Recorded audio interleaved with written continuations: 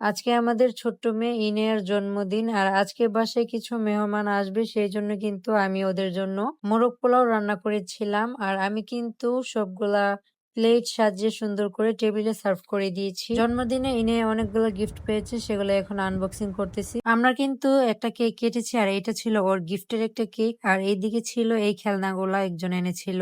আর in-ear জন্য special একটা gift ছিল আমার তরফ থেকে। এটা হচ্ছে এই মগটা।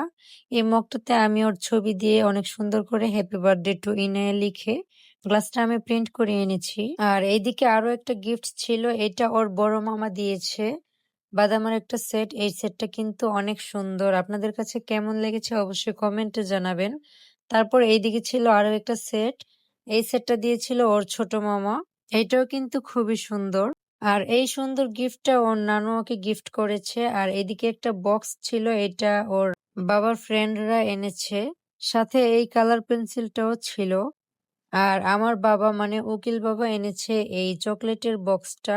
আর চকলেট গুলা পেয়ে কিন্তু আনিকা প্লাস ইনেও অনেক খুশি। দেখেন ওরা খেলা করতেছে সুন্দর করে।